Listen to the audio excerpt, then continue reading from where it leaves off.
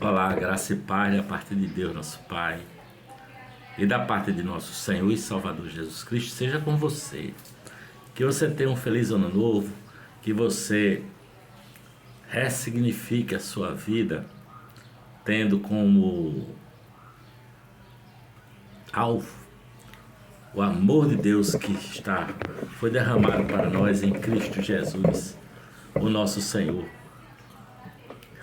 Que você aprenda a viver de acordo com o bom perfume de Cristo, né? Que diz aqui, olha, Mateus capítulo 18, versículos 21 e 22. Então Pedro aproximou-se de Jesus e perguntou: Senhor, quantas vezes deverei perdoar a meu irmão quando ele pecar contra mim? Até 7 vezes? E Jesus respondeu: Eu lhe digo, não até 7, mas até 70 vezes 7. A pergunta de Pedro é natural, assim, para não dizer óbvia, né? Jesus está falando sobre conflitos em sua comunidade, sobre como recuperar e disciplinar aqueles que vivem em pecado. E então Pedro se aproxima e pergunta: quantas vezes eu devo perdoar o meu irmão? Jesus responde, lançando mão do número 7, que significa uma quantidade sem fim. 70 vezes 7. Em outras palavras, devemos perdoar sempre, e sempre, e sempre, e sempre, porque na vida em comunidade e na vida de luta contra o pecado, a perfeição não é possível. A perfeição não é possível. Eu sugeri um número limite para o exercício de perdão. Eu perdoo até 7 vezes, ou eu perdoo 18 vezes. Estamos acreditando que há um determinado momento em que o ser humano pode parar de pecar. O problema é que esse momento não chegará nunca. A comunidade de Jesus não se sustenta na perfeição dos seus membros, mas no espírito do perdão, na consciência de cada um, em cada um dos seus discípulos, de que a luta contra o pecado é permanente, incansável e é sem trégua também. É por isso que a relação entre os membros dessa comunidade se sustenta na mutualidade, na compreensão, na compaixão e no perdão. Não posso esperar que meus irmãos sejam perfeitos, não. Mas desejo que eles sigam em busca dessa utopia de uma vida digna diante de Deus. A perfeição da comunidade não é um status ao qual se chega, mas um caminho do qual nunca se desiste. Os discípulos de Jesus Cristo lutam incansavelmente contra o pecado. Sabem que devem se ajudar uns aos outros nessa luta. Sabem que de vez em quando poderão perder algumas batalhas, mas receberão perdão e começarão tudo de novo, e tudo de novo, e tudo de novo. 70 vezes 7 é o que disse Jesus. Aí eu leio Mateus 19, dos versículos 3 a 6. Ele diz assim: Alguns fariseus aproximaram-se dele para pô-lo à prova e perguntaram-lhe: É permitido ao homem divorciar-se de sua mulher por qualquer motivo? Ele respondeu: Vocês não leram que no princípio o Criador os fez homem e mulher? E disse: Por essa razão o homem deixará pai e mãe e se unirá à sua mulher, e os dois se tornarão uma só carne? Assim, eles já não são dois, mas sim uma só carne. Portanto, o que Deus uniu, ninguém separe. Mateus capítulo 19, versículos de 3 a 6. Os fariseus não queriam saber se Jesus era a favor do divórcio, não. Mas se ele entendia que o divórcio podia ser realizado por qualquer motivo. Jesus divide sua resposta em duas partes. Na primeira, ele diz como: Não, eu não sou a favor do divórcio, porque o projeto original de Deus para o casal é indissolúvel. O que Deus uniu, ninguém pode separar, muito menos o homem. Jesus faz a referência a Gênesis, o livro que narra a criação de todas as coisas, e narra que Deus criou o ser humano, Adão, como macho e fêmea à sua imagem e semelhança. Note que a semelhança de Deus não está nem no macho, nem na fêmea, mas em Adão, o ser humano, né? A relação de casal é que os dois se tornam um, e o macho e a fêmea da espécie humana vivem uma só carne, sendo essa a maior expressão possível da imagem de Deus, pois Deus é uma unidade de três pessoas.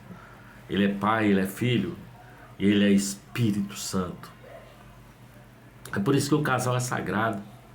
A experiência do casal é singular, na qual o Deus Trino compartilha sua unidade com o ser humano, assim como Deus é três, na verdade é um. O casal é dois, por mais esquisito que isso pareça, mas na verdade é um. Duas pessoas formando uma unidade sagrada. Eis o projeto original de Deus. Eis porque Jesus Cristo se posicionou lamentando a realidade do divórcio, porque em termos ideais, o que Deus uniu, o homem não deve separar. Peço a Deus que me permita viver em minha relação conjugal a dupla experiência proposta por Deus, que eu seja eu mesmo e dê liberdade para que minha esposa seja ela mesma, mas também que em nossa diversidade vivamos a extraordinária experiência de sermos dois e sermos um. Sermos dois e sermos um. Esse é o propósito de Deus, né? E aí, eu leio Mateus 19, versículos 7 e 8. Perguntaram eles, então, por que Moisés mandou dar uma carta, uma certidão de divórcio à mulher e mandá-la embora? Jesus respondeu, Moisés permitiu que vocês se divorciassem de suas mulheres por causa da dureza do coração de vocês. Mas não foi assim desde o princípio. Mateus 19, versos 7 e 8. O divórcio fere o projeto original de Deus. Essa é uma afirmação contundente de Jesus a respeito do divórcio e das relações de afetividade e amor. Os talmidins ouvem atentamente até que alguém pergunta, se o divórcio fere o projeto de Deus, por que está na lei de Moisés? Se o divórcio fere o projeto de Deus, por que está na lei de Moisés?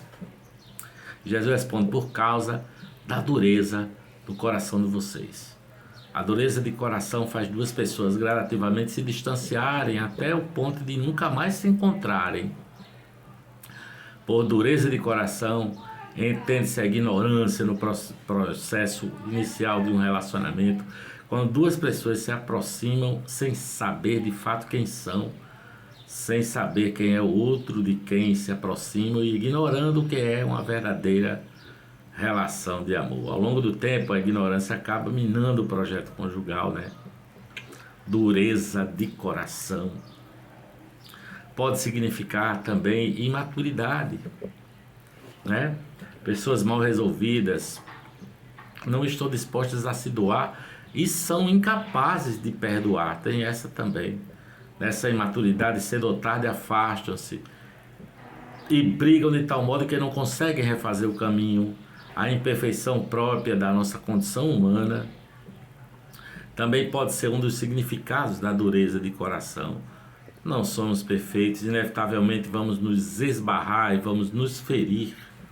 Vamos frustrar as expectativas de quem amamos, vamos impor expectativas pesadas demais sobre o outro. Essa imperfeição pode conduzir ao fim de uma relação. Mas a definição que o Evangelho de Mateus nos propõe é que, de fato, melhor sintetiza o conceito de dureza de coração e iniquidade. Dureza de coração é a nossa maldade, a nossa tendência ao egoísmo e a usar o outro para a nossa própria satisfação.